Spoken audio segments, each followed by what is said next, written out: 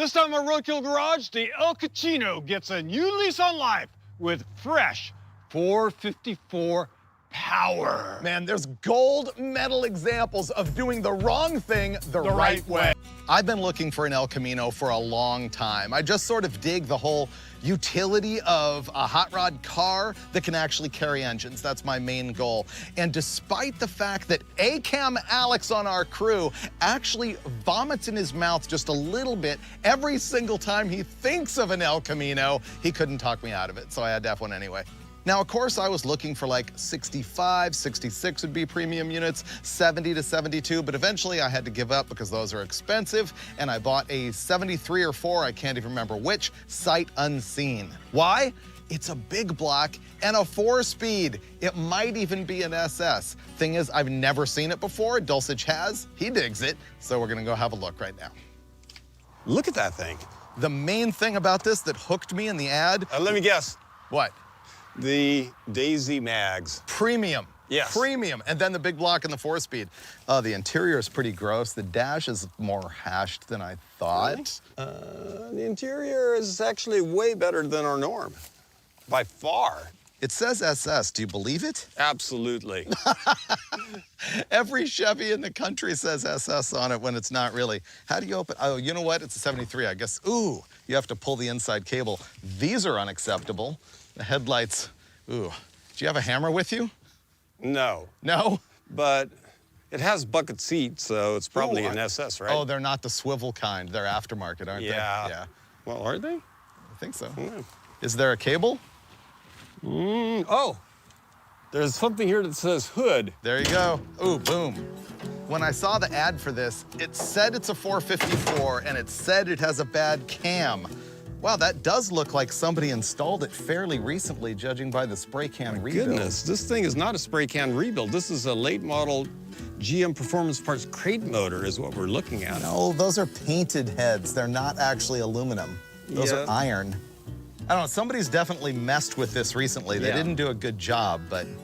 Well, actually, it's better than I would have expected. It looks like a hot rod under there. So here's my plan, Steve. Yeah, listening. I mean, we have to try and make it run, but the ad said it has a bad cam. Who knows if the guy knew what he was talking about? Right. I think we need to fire it up, troubleshoot it, and my guess is that we're gonna pull it out, take it apart, and rebuild it like, I wanna do it as cheaply as possible. We're talking dingle ball, use the same heads, nothing trick, just average stuff. Yeah, it looks like you've already got a pretty good base to work off of. We just need to know what parts to order as far as rings and bearing sizes and stuff like that. It's got a lot of new stuff. It's not an air conditioning car. You know that's huge for me because it doesn't have all that junk there. Yeah. Have you tried to start it at all? No. Oh, try it. Ready? Yep. Oof. Dead battery? Must have a clutch interlock. Dead battery. All right, let's drag this thing in. We'll mess with it in the shop. I want to hear it run. Ooh. Overall first impressions, a little rougher than I expected, but I think we can make it great. Steve? Yes. I have somewhat of a hypocritical admission to make. This is going to be like your confessional, isn't it? It is. And I'm going to have to absorb all of it. I'm ready for you. You know how I'm super disparaging of people who come up with stupid names for their cars just because they think every car needs a name? Yeah, I know. We did a whole Roadkill extra about that topic. That's right, yes. we did. I admit I saw the ad, wanted to get the vehicle, and named it before I'd ever laid eyes on it. What did you name it? It is the El Cochino. El Cochino. No entiendo por qué no habla español. The pig. The pig? The pig. El Cochino? It's a big, fat pig. You have been known to buy cars just based on coming up with a name. Well, no, a concept anyway. Yeah. Okay.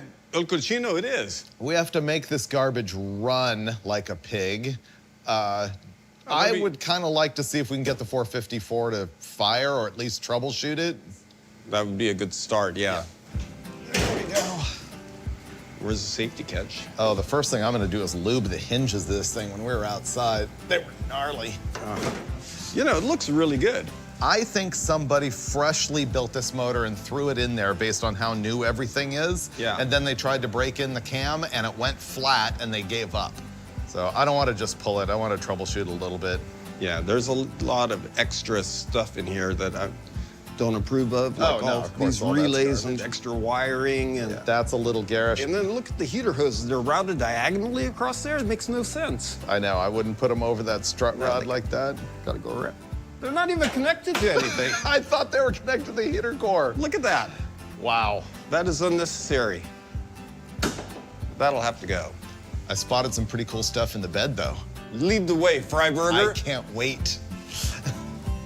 There's one thing I spotted that I really wanted to dig out. Are you ready for it? Sure. What do you think?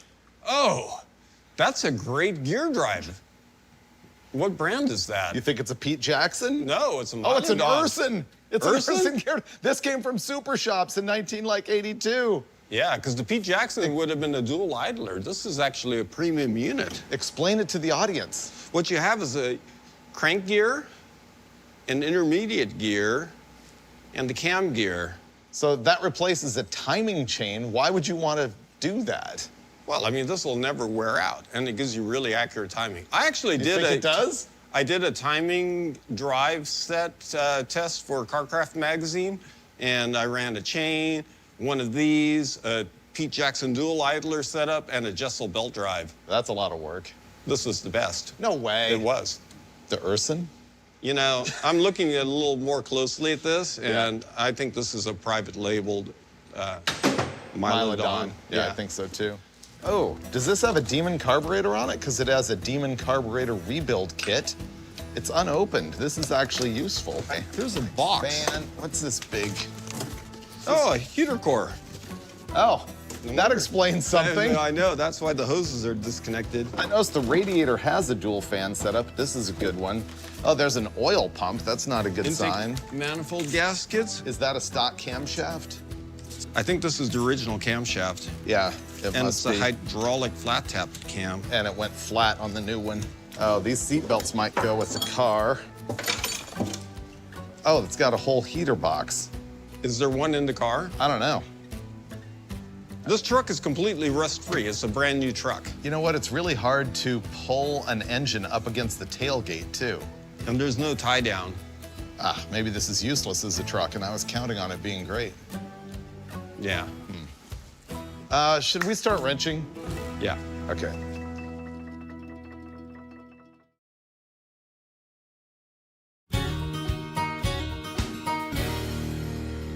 The seller said this thing has a bad cam, and we've tried to start it, and definitely something is funky with it. But Steve noticed that there's no fuel in the fuel filter. So he's got the apparatus, which will also assure there'll be no fuel in the filter because they usually do not lift. It said it lifts right on the package. I don't believe the package. I don't either. Do you? No. What I have is an electric fuel pump that's got alligator clips that are going to get power from the battery, suck fuel out of the jerry can right down on the ground, and supply the carburetor. Although it probably won't lift, so none of the fuel will actually exit the jerry can and make its way to the carburetor. At least that's what I suspect, so. What lift means is that it's a type of pump that can actually drag fuel uphill, overcome gravity, and pretty much none of these things do that anymore. Is this positivo right here? Yes, it is. Okay. And this one is negatory? Yep. Let's see. Oh, it did it! Whoa! Wow, we gotta give Edelbrock credit. It said lift pump, and it is. And that is now spraying fuel from the carburetor, I believe. Yes, it is. Do the honors, Steve. That is victory. Okay. Yeah.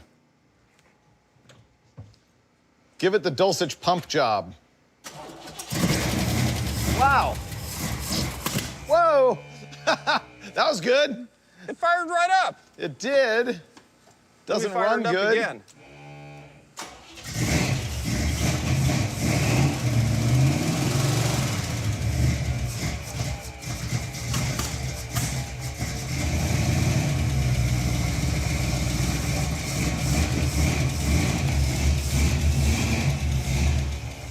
Let's not get it too hot. I think we definitely need to pull the valve covers. It's making a big clack. It's running on 7. It is? Yeah. Sounded like it was running great to me. Even with all that backfiring and clacking and rough running? We've got to crawl underneath and cut the wires to whatever's making that horrific fuel pump noise. Yeah, that's annoying. Let's pull the valve covers. Okay. We fired it up. You saw the big fireball. I think it was running on 7. It was definitely making a clacking noise. So what we're gonna do is pull the valve covers off and see if it actually has a flat cam, which was the seller's diagnosis. What we're gonna look for is if one of the rocker arms is super loose. That would mean that the lifter is wearing out and has caused a bunch of slack in the valve train. Fine? Yeah, the valves need to be adjusted. Okay, other side.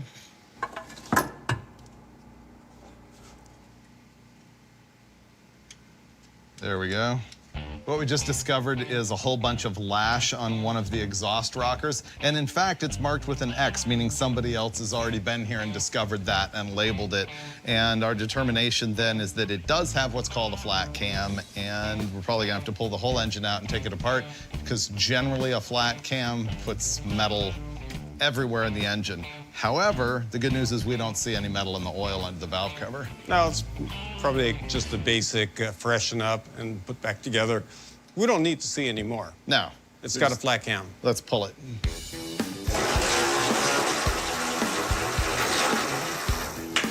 Oh, man. This thing is ridiculous.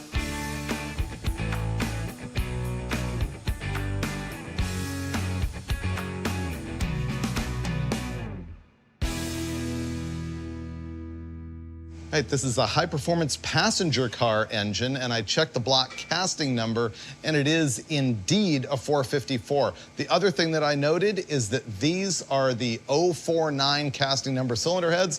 That makes them some of the best large oval ports that you can get. And even though Steve's gonna complain that they're super heavy, we're probably just gonna reuse them, although I don't know what's going on right here. Man, this guy just glopped RTV everywhere. We need an engine stand now.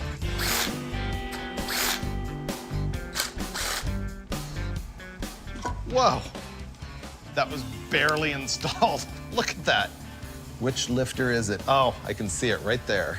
We just found the dead lifter. You can see the worn out cam, and the lifter is mushroomed at the bottom, and so you can't get it out. When I was at the machine shop, what we would do is disassemble the whole motor, flip it upside down, and pound the thing through. Yeah, or you can just take the cam out and push it out the bottom. That would be way smarter. Steve always gets mad when you do this.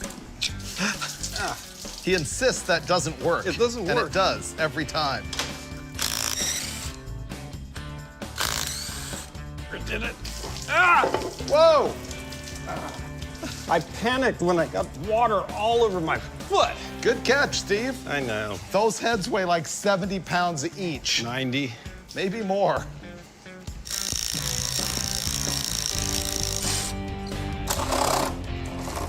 Yep, there we go. I've got the front. What's holding it? Just glue. No, really? Yes. Oh, the guy left nothing on the table when it came to RTVing the pan. Wow, that's a lot of glucose on there. He did not mess around.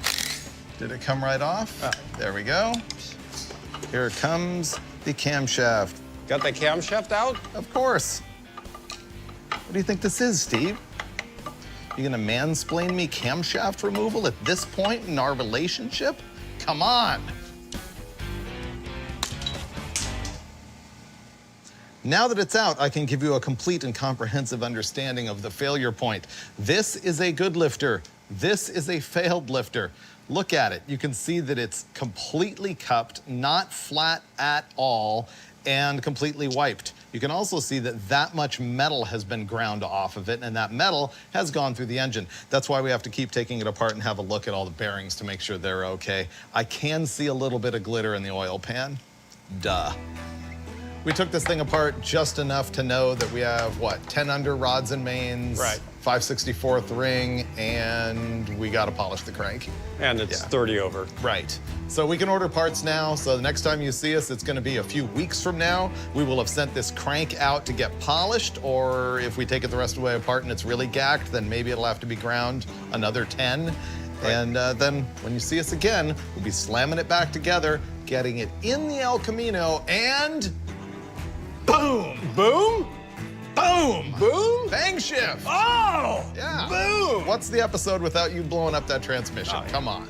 All right. And over-revving the engine, of course. We'll be back. We will. But for you, it'll seem like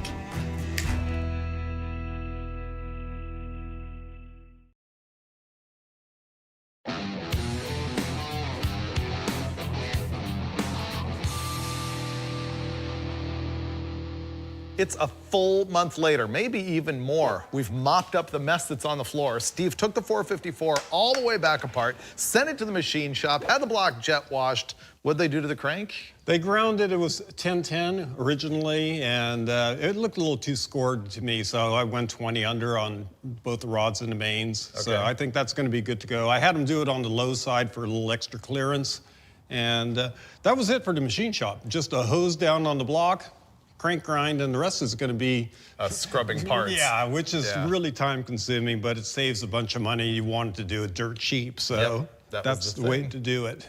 The one thing that's really expensive is we're going to convert it to a hydraulic roller camshaft. The rest of it we're just going to booger together. Or Steve is, because he's going to clean this thing up. I'm going to go start disastering the wiring under the hood. Yeah, the main thing that needs to be done to the block. And now this block was completely rebuilt when the cam got wiped. So it's already overboard 30 over. The bores look pretty good, but they're scratched up from the cam metal debris, just like vertical scratches. So I'm gonna hand hone those out. All right, let's get to it. All right. Wiring, honing, go. All right. Here's my mess right here. Somebody absolutely wired this thing like a disaster, and they were completely in love with this plastic covering that I can't stand. They used red wires as ground here and here. I'm not gonna completely rewire this thing, but I should be able to make less of a mess out of it. Once I'm done with that, I'll roll it outside and do the standard Freiburger pressure wash so that our 454 looks spectacular when we get it back in. Okay, this you have to see. So down here, he's got a ground wire on the frame, which is always good to ground things to the frame, but then you follow it up and you find out that this same wire is grounded here to this bolt. And then this bolt has a ground over to this bolt, which has a ground that goes back into this wire, which goes over here to the ground above the ballast resistor. This wire does nothing but ground itself 1, 2, 3, 4, 5 times. That's all it does. That's amazing. I love when Freiburger finds stuff like that because he just cracks himself up. That's all this wire does.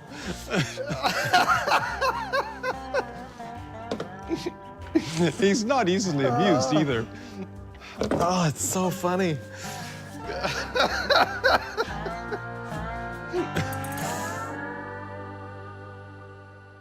One of the things I noticed when I took the block apart were vertical scratches from debris in the cylinders, scratching up the cylinder wall. So I'm gonna hand hone it, and I'm gonna do it in a 2-step process. I'm gonna use a rigid deglazing tool. Some people call this a hone. It's actually a deglazer. The rigid stones are gonna scratch that up with a nice 45-degree crosshatch. And then I'm gonna go in with a 600 grit brush hone, and that's pretty fine, but it's only gonna take the peaks off of what I do with the rigid hone, and that's just gonna give me a nice plateaued finish. I cut all the spaghetti out of here. There's still wiring that's a mess, but at least I know what this mess does, and I don't wanna neaten it up until, it's all cleaned and ready to go. And so we're gonna go outside. Steve's gonna pressure wash the engine block, and then I'm gonna clean all this up so that we can start the, putting it back together process.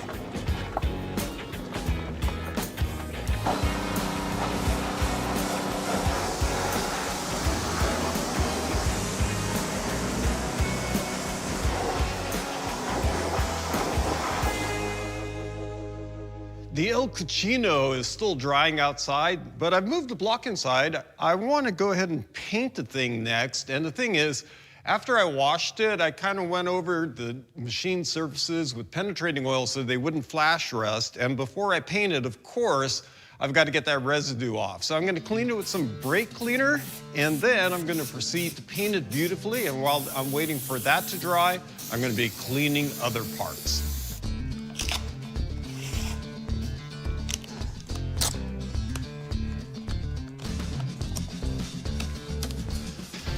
You might have noticed that I did a very rudimentary and basic masking job, and the reason is I'm using spray can paint, and I want to save time. That's not a problem. I've got some overspray here and there, but it wipes off instantly.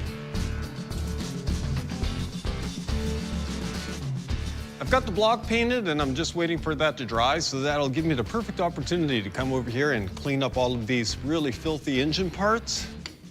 Here's the condition of the piston and rod assembly as it came out of the engine, and you can see the piston crown is pretty carboned up, and I can feel it feels kind of fuzzy with debris on the skirt. So, cleaned it all up in the solvent tank, and ta-da! Looks pretty good to me, and all I have to do is 7 more, and I'll be ready to go.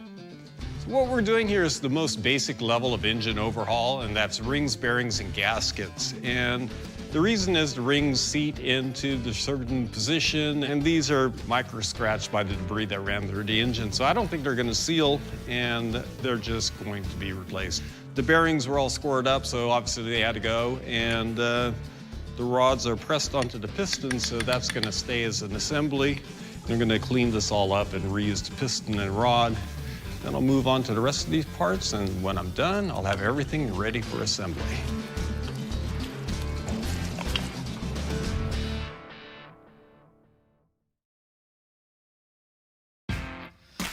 I'm here measuring ring end gap. That means the space between the ends of the piston ring when it is compressed and inside the cylinder. The reason that you need that end gap is that when the ring heats up and expands, the gap gets smaller, and if the ends of the ring touch each other, then they bow up and break the piston, and it's complete game over. Here's how I'm gonna measure this, and remember there's 2 compression rings on each piston, so I'm gonna have to do this twice. Actually, you should check the oil rings as well, but they're not quite as critical. They usually have enough gap in them. So I'm gonna slide it into the cylinder like this, then push it down like so. You gotta get the ring square in the cylinder. And normally you would use a special tool that will do that, or you can take a piston, turn it upside down and slide it in there. Unfortunately, we don't have the tool, and our pistons have a dome that prevents that. So I came up with this scheme. You can see I've got a dial caliper here with the stick that comes out the end of it. You can see that it's got a notch in it right there. So I'm gonna use that notch to push on the piston ring so that I can get it square all the way around. Once that is done, you just take a conventional feeler gauge with a bunch of blades like this, and you want to put them in that gap and find out the one that fits in there most snugly. And what I know from having pre-measured this is that's 23 thousandths of an inch. That's too small. The manufacturer recommends 27 thousandths. Honestly, I'm gonna make them 30 to 32.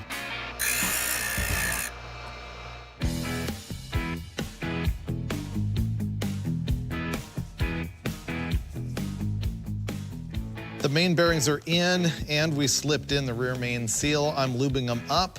I cleaned the crankshaft. Steve measured the crankshaft to verify that the journals are, in fact, 1/1000th of an inch undersized, to verify that we're gonna definitely have the main bearing clearance that we need, probably too much.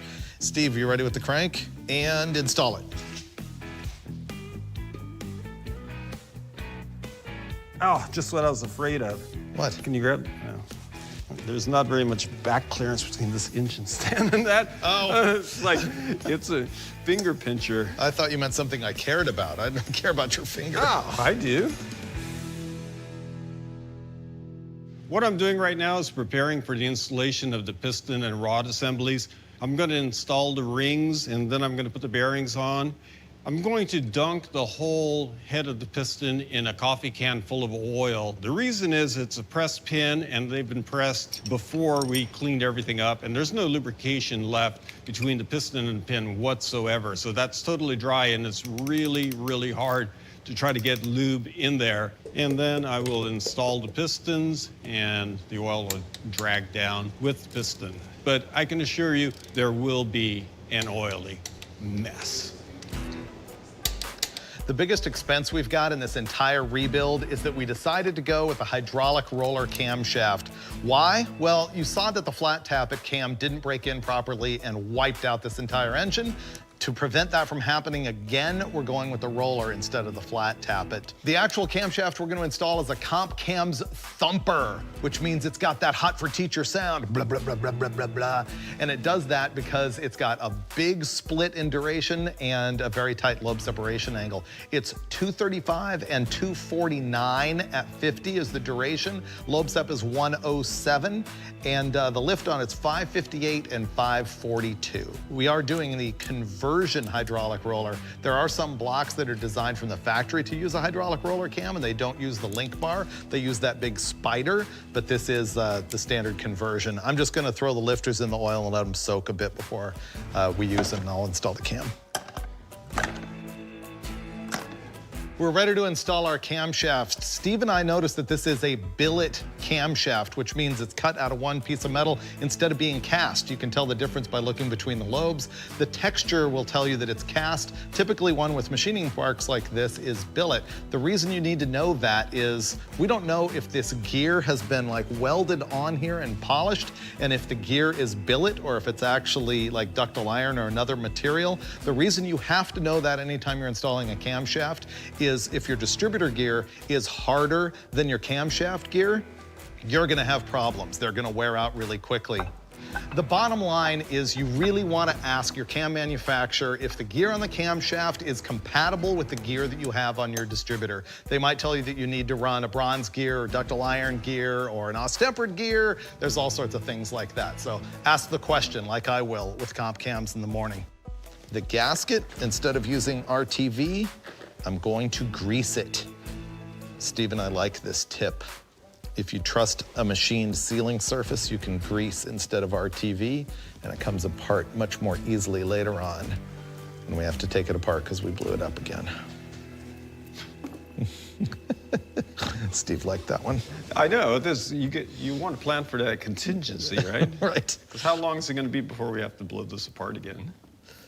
You know, and address the bearing clearance issue, and the wrong head gasket, and then cam timing, too loose of a thrust button.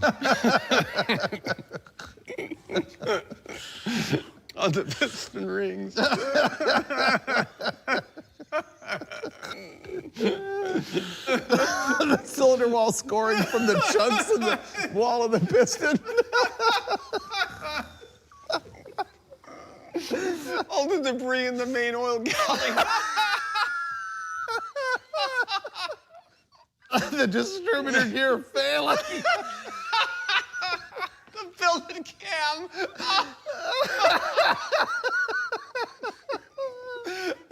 The wrong valve spring. Yeah. Oh, They're man. too soft for the hydraulic flat tap. We got a roller. Oh, the valve's hitting the piston.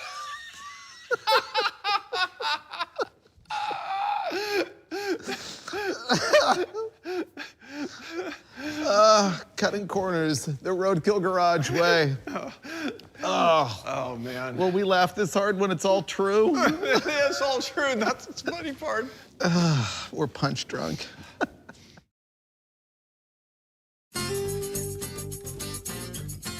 Here's how this is going to work installing the cylinder heads. I'm going to clean off the deck surface as well as I can with some brake clean. Do the same to the cylinder head. Make sure the cylinder head is clean. Then I'm going to drop the gasket on, make sure it lines up with all of the holes that it needs to.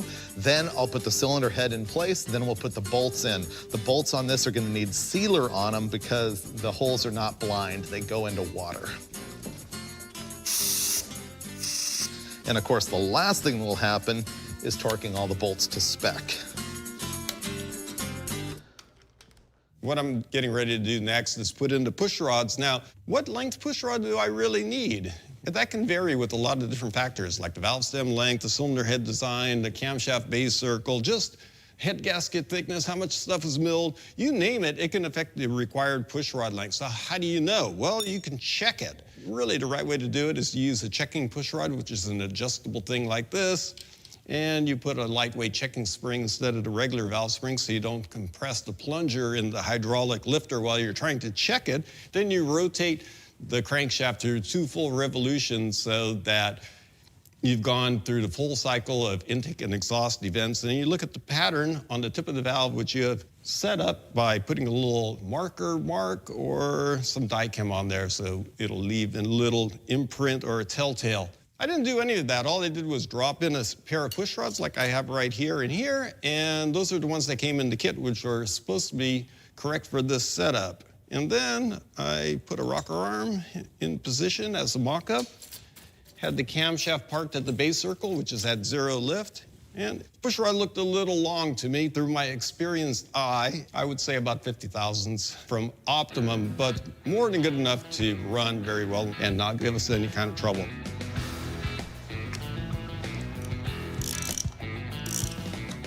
All right, we're adjusting the valves now on a hydraulic. It's pretty easy. You just tighten it down so that you've got no lash at all, and then we go another half turn.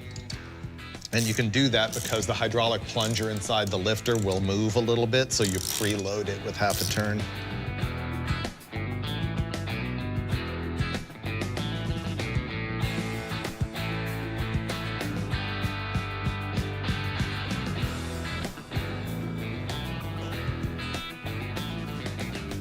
All right, this is an Edelbrock Performer 2 oval port. Probably not what I would select, but good enough. It's a brand new day, and I'm really super, super happy and proud of our brand new motor, which is not brand new, but it is a motor. I think we put the flywheel on and we dropped the motor in the car. How about that? Yeah. And maybe the clutch, too? I was gonna suggest the clutch. Yeah. Yeah, go for it. Okay, I'll go grab the flywheel. The Chevy is super convenient because it has that alignment pin. Yep, all right, safety bolt is threaded. And safety bolt is bottomed. Okay.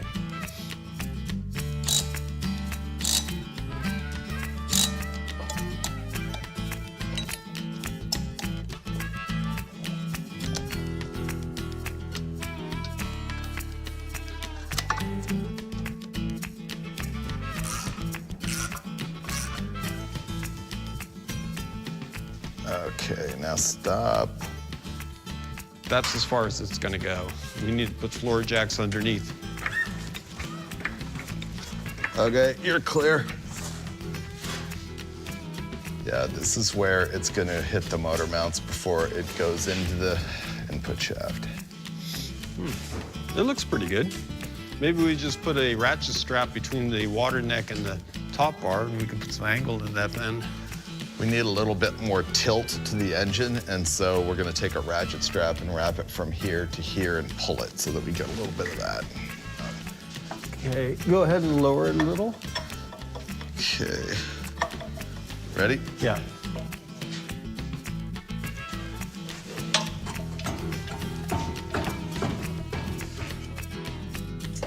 There we go. That's what we needed.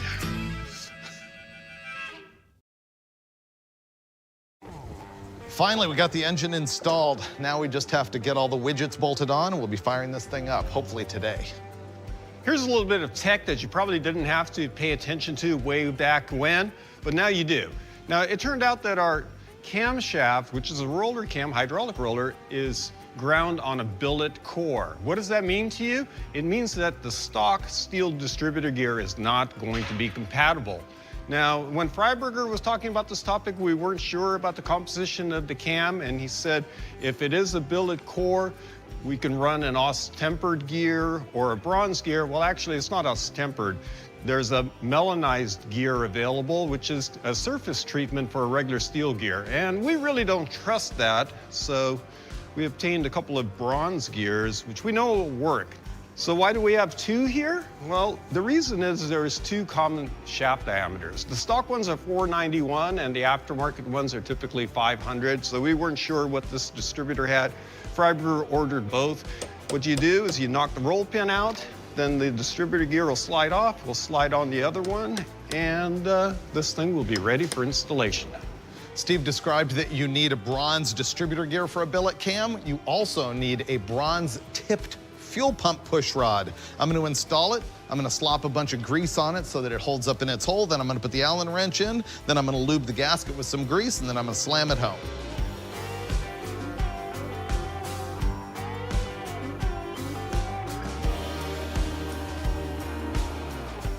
The carburetor drop is when it starts to look like an engine.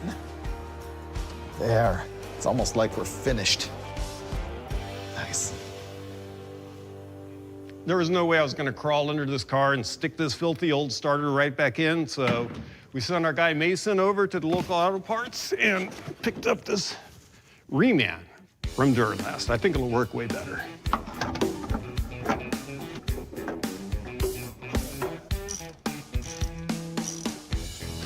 Pretty sure this goes in here like so.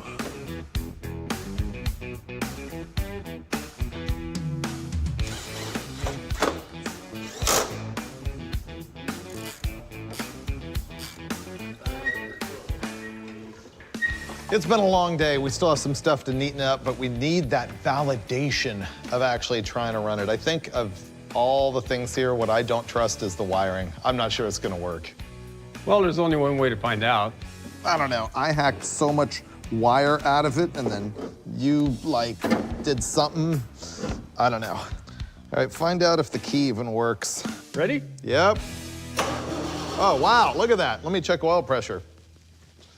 That's cranking gangbusters. That's great. Let's see if it has oil pressure. It's got oil pressure. Okay, now we have to figure out why it doesn't have spark. Okay, that's grounded. Hold on, let me check it. Okay, checking for spark. Yep. All right, I found a ground that wasn't attached. Now we have spark, so it should fire up. Go for it. That's gonna run. Except for the timing being way wrong. It's kind of weird because we put a lot of advance into it, don't we? I know. Somehow I never get this right. I don't know why. Okay, go. There we go. That's what it needs. All right, Yeah! it runs. Tomorrow morning, we time it, neaten it up, put the hood on, and drive. Hit the road.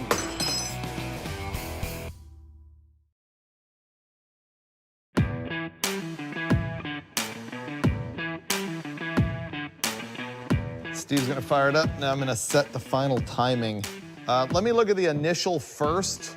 Yeah. Because it has a, mechanical in it.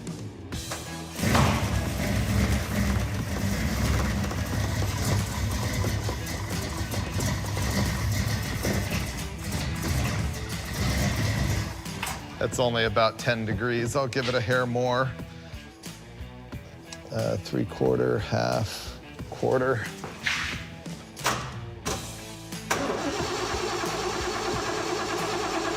Don't tell me now it doesn't have spark. It doesn't have spark. Okay.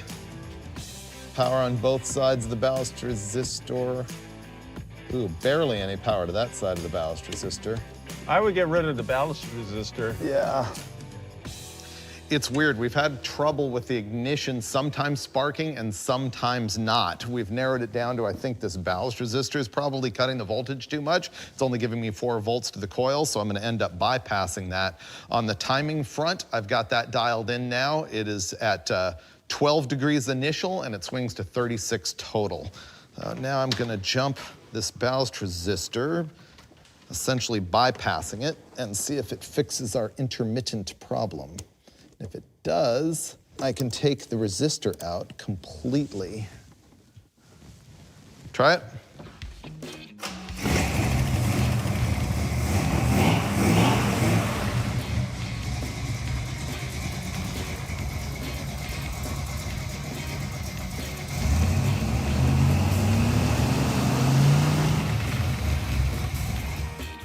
So I'm just gonna take the ballast resistor out of there. Yeah, it said, what do you have it at now? total?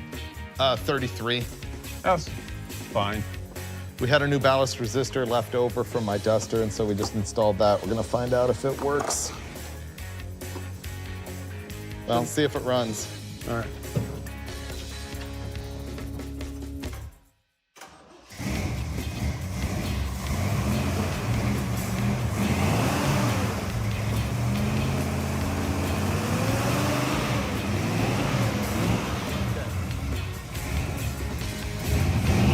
All right, everything's good. I think we're ready to install the hood and get out of here. See if it works.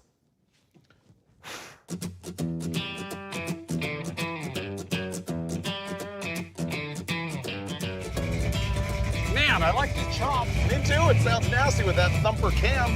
The exhaust sounds pretty good too. And no leaks.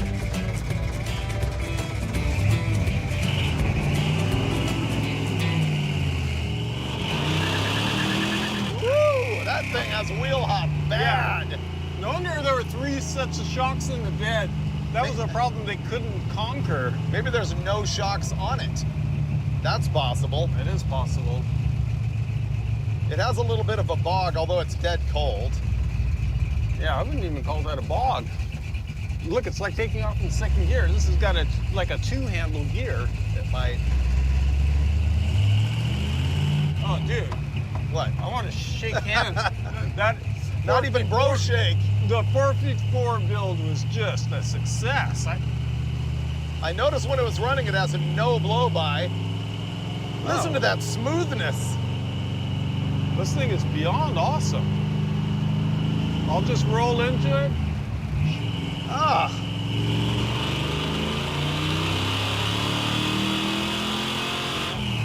Feels pretty good. Yeah. Was that wide open? Yeah.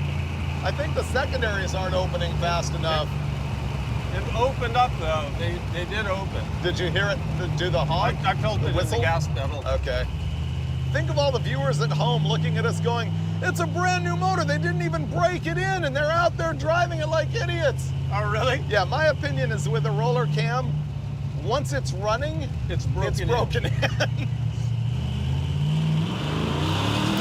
Ooh. Yeah, you can't go first. No. You can't go wide open first gear because it just wants to break the tires loose and wheel hop. Oh, it'll break the trans of the drive shaft or something. That's horrible. Oh, there's stuff flying everywhere. Oh, look, gauges flew out of the dash. That's what that was. Through the temperature Another gauge, one. out of the dash. We better save these. It's the fuel gauge. That might come in handy someday. We may need that. Wow. What a great example of not getting it right, but getting it running. We cut a whole lot of corners on that 454, but you know what? We kind of love it. It runs smooth and hard. And while the car does have a lot of wheel hop, we are driving around in a low buck SS 454 4-speed El Camino. And that is the Roadkill Garage way.